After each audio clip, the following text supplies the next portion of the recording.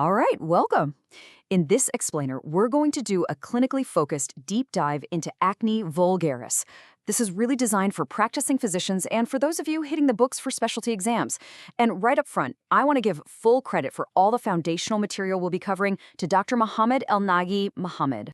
So let's just start with a number that really frames the issue: 90%. Up to 90% of teenagers are affected by acne vulgaris. I mean, think about that. This makes it one of the most common, if not the most common, dermatological conditions you're going to encounter in your day-to-day practice. And it's not just a teenage problem. It can definitely persist well into adulthood. So, what are we really talking about here? Well, at its core, acne is a disease of what we call the pilosebaceous unit. It's a fancy term for the hair follicle and its little oil gland buddy. The whole process gets kicked off by a simple obstruction, a keratin plug, which we call a comedone. This initial blockage is the first domino to fall, and it sets the stage for all the inflammation and pustules that we see clinically. Okay, let's dive into the fundamental pathophysiology. Getting a solid grasp on why these lesions form is absolutely essential, because it's going to inform every single treatment choice we make later on. You can really think of this as a three-step cascade. First up, you get follicular hyperproliferation. The skin cells inside the follicle just start to overproduce and get sticky, creating that keratin plug. Step 2, this blocked follicle becomes the perfect little oxygen-free house for a bacteria called P. acnes to move into and colonize.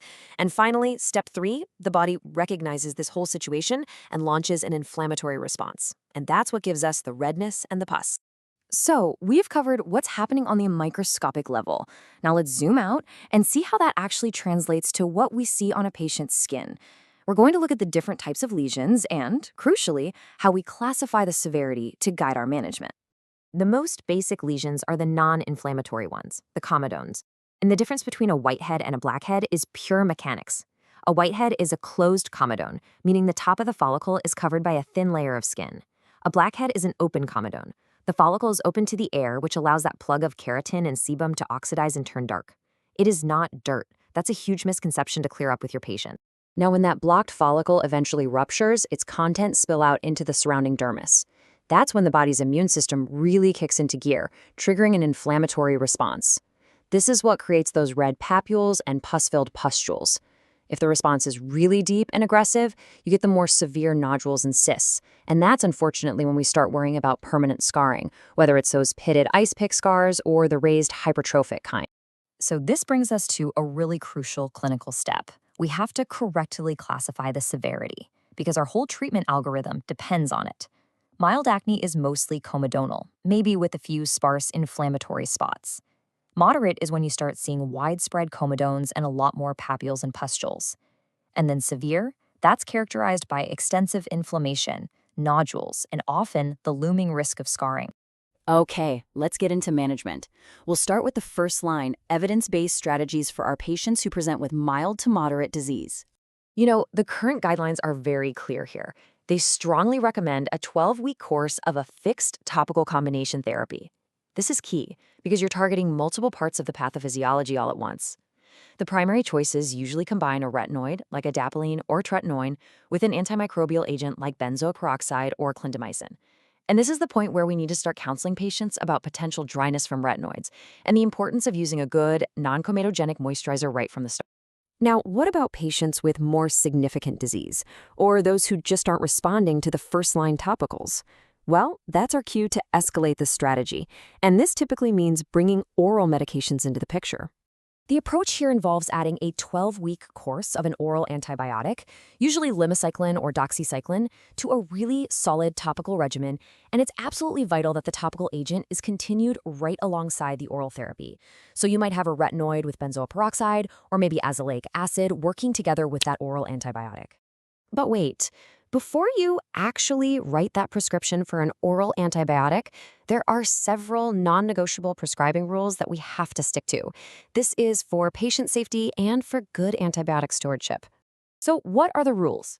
Number 1, tetracyclines are a no-go in pregnancy, while breastfeeding, and in kids under 12. Number 2, limit the course to under 6 months whenever you can to minimize resistance.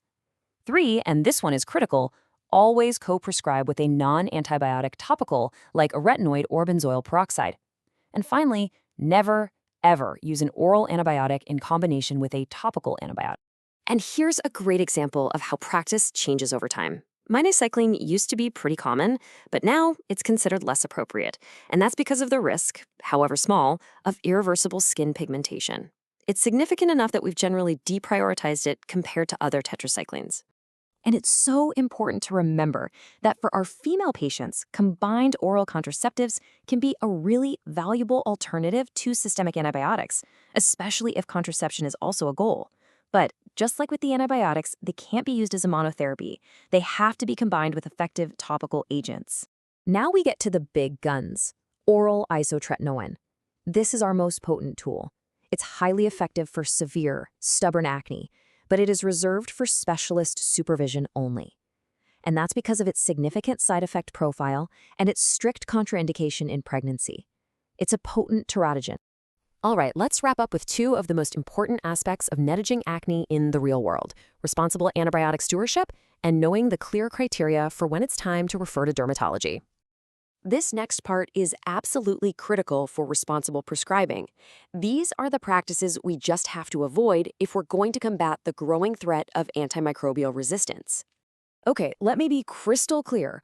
Monotherapy with any antibiotic, whether it's topical or oral, is not recommended. And you should never use a topical and an oral antibiotic at the same time. These practices just drive resistance and they don't even offer better results.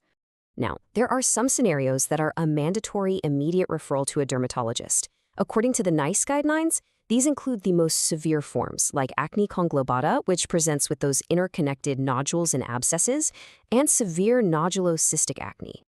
And beyond those mandatory referrals, you should strongly consider a referral if your patient has failed 2 completed courses of appropriate therapy, if they're starting to develop scarring or pigment changes, or, and please don't underestimate this one, if the condition is causing significant psychological distress. And that brings us to a final and maybe the most crucial thought for clinical practice. Effective management isn't just about clearing lesions from the skin. It is about recognizing, validating, and addressing the profound psychological impact that acne can have on a patient's self-esteem and their mental well-being. That human element is every bit as important as the prescription you write.